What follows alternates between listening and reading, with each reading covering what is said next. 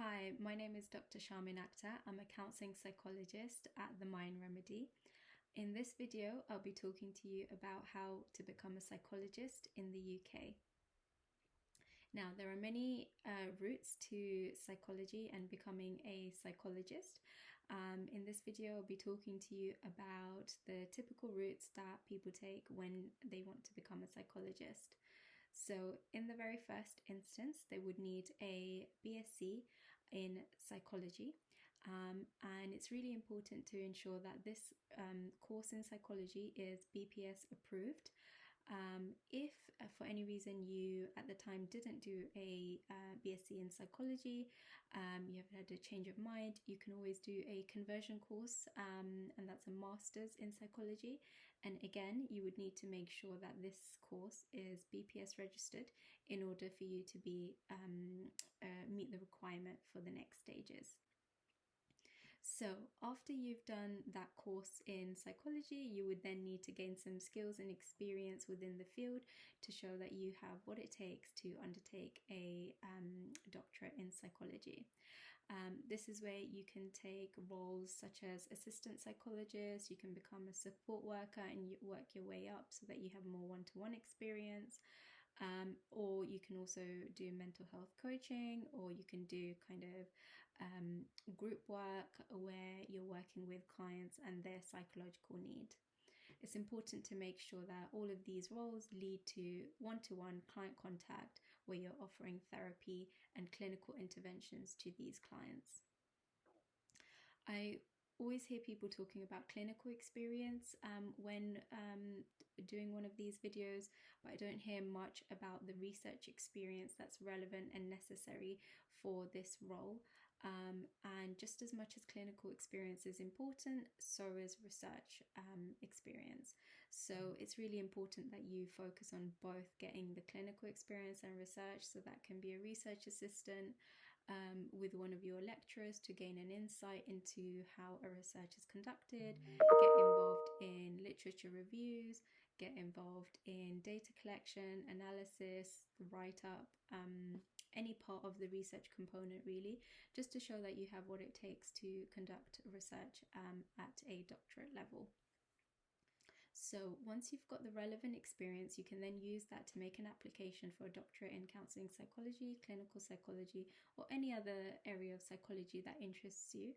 Of course, the two most common doctorates are clinical psychology, since it's funded and it's more widely known. But there's also counselling psychology, which you would then fund yourself. And of course, there's forensic psychology, there's educational psychology, there's different routes. It just depends on which sector of psychology that you're interested in. Myself, I did a doctorate in counselling psychology, so that's the one I'll be referring to quite a bit in this video. The doctorate in counselling psychology involves, again, 50% research, 50% clinical experience. So that 50% research involves conducting your own research, and this has to be a novel research question, so something that hasn't been conducted before, something that doesn't exist in the literature, and that way you'll be, through the course of the doctorate, you'll be then filling in that gap within the literature. So you'll be overseeing that research from the start to the end, designing the experiment, designing the study, gaining ethical approval, doing the research, so that's literature review, writing it up, methodology, conducting the experiment itself, collecting data, analysing it, and of course doing the whole write-up as well. And that also involves a 30,000 word thesis by the end of your doctorate.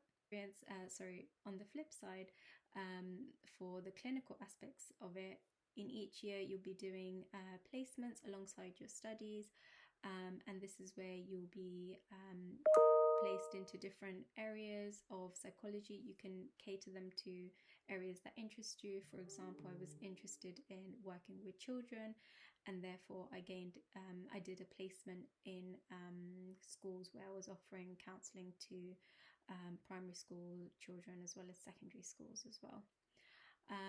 So by the end of the doctorate, you will need to have 450 hours of clinical work, and that's one-to-one, to ensure that you meet the requirements to then register with the HCPC. So once you've done your doctorate, you've got your clinical hours, you will then go on to complete a viva, which is an oral exam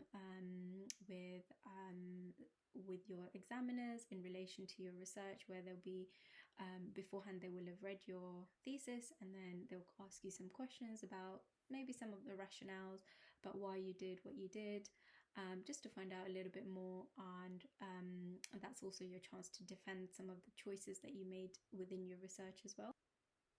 So once you've completed your viva, you will then be notified whether you've passed the viva or whether you need amendments, and that can either be major or minor amendments. And once you've completed those amendments, if necessary, you will then be able to register or put in an application with the HCPC to register as a psychologist. Once you've done this, and once you've you've been successful within your application, you will then be a HCPC registered psychologist, and you will then be able to use the doctor title. I hope this has been an informative video, and of course, if you have any questions, just let me know and I'll be more than happy to answer them.